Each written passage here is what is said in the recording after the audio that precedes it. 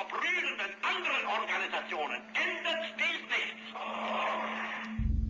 Our enemy is a radical network of terrorists and every government that supports them. It's time to wake up.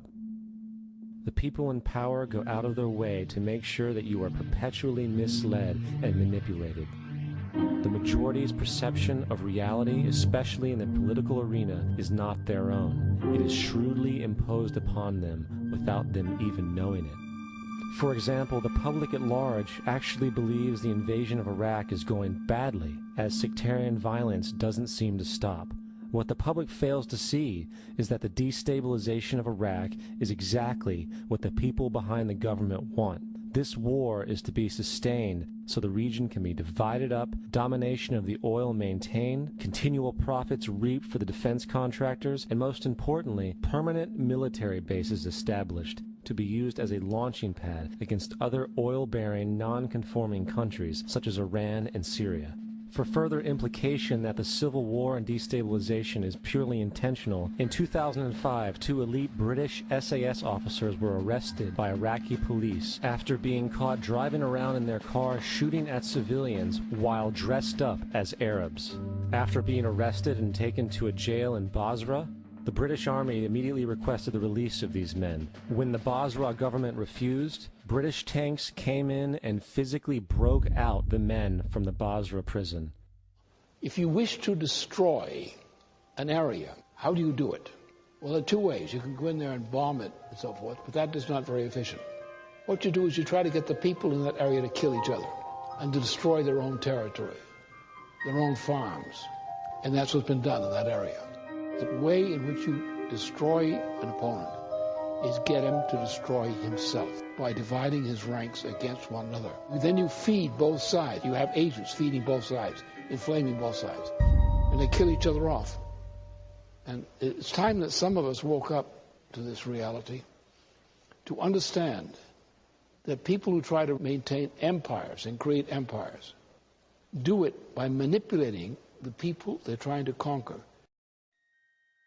You might want to ask yourself why the entire culture is utterly saturated with mass media entertainment from all sides, while the educational system in America continues its stupefying downward slide since the U.S. government decided to take over and subsidize the public school system. What your government pays for, it gets. When we understand that, then we look at government-financed institutions of education and see the kind of students and the kind of education that's being turned out by these government-financed schools. Logic will tell you that if what is being turned out in those schools was not in accord with what the state and the federal government wanted, then it would change it. The bottom line is that the government is getting what they have ordered. They do not want your children to be educated. They do not want you to think too much. That is why our country and our world has become so proliferated with entertainments, mass media, television shows, amusement parks, drugs, alcohol, and every kind of entertainment to keep the human mind entertained, so that you don't get in the way of important people by doing too much thinking.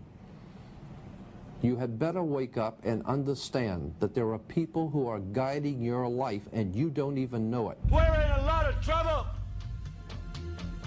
because you people and 62 million other Americans are listening to me right now, because less than 3% of you people read books. Because less than 15% of you read newspapers. Because the only truth you know is what you get over this tube. Right now, there is an entire generation that never knew anything that didn't come out of this tube. This tube is the gospel, the ultimate revelation. This tube can make or break presidents, popes, prime ministers. This tube is the most awesome goddamn force in the whole godless world. And woe is us much if it ever falls into the hands of the wrong people. And when the largest company in the world controls the most awesome goddamn propaganda force in the whole godless world, who knows what shit will be peddled for truth on this network. So you listen to me. Listen to me. Television is not the truth. Television is a goddamn amusement park. Television is a circus, a carnival, a traveling troupe of acrobats, storytellers, dancers, singers, jugglers, sideshow freaks, lion tamers, and football players. We're in the boredom-killing business. But you people sit there day after day, night after night, all ages, colors, creeds. We're all you know. You're beginning to believe the illusions we're spinning here. You're beginning to think that the tube is reality and that your own lives are unreal. You do whatever the tube tells you. You dress like the tube. You eat like the tube. You raise your children like the tube. You even think like the tube. This is mass madness, you maniacs. In God's name, you people are the real thing. We are the illusion. The last thing the men behind the curtain want is a conscious, informed public capable of critical thinking, which is why a continually fraudulent zeitgeist is output via religion, the mass media, and the educational system. They seek to keep you in a distracted, naive bubble, and they are doing a damn good job of it. In 2005, an arrangement between Canada, Mexico, and the United States was made.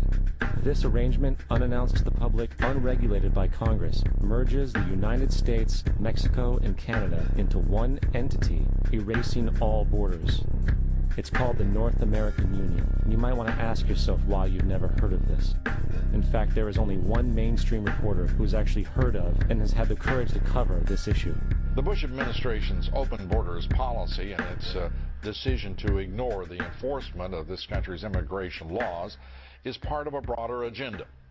President Bush signed a formal agreement that will end the United States as we know it, and he took the step without approval from either the U.S. Congress or the people of the United States. It's a deal that few have even heard of. It's being done again by very few people at the very top on behalf of the investment class, but the working class of people, political officials across our country, from communities, from cities and so forth, they don't know anything about this. This isn't some trade agreement. It is a total removal of sovereignty from these countries, which will also result in a completely new currency called the pensiero. Fall. Apart from that, I think one thing people who are dollar-based need to focus on is the pensiero. That's the one thing that nobody's talking about, but I think it's going to have a big impact on everybody's life in Canada, the U.S., and Mexico. The pensiero is the proposed new currency for the North American community, which is being developed right now between Canada, the U.S., and Mexico to make a borderless community, much like the EU, and the dollar, Canadian dollar, U.S. dollar, and the Mexican peso replaced by the pensiero. By default of this agreement, the American Constitution will eventually be obsolete.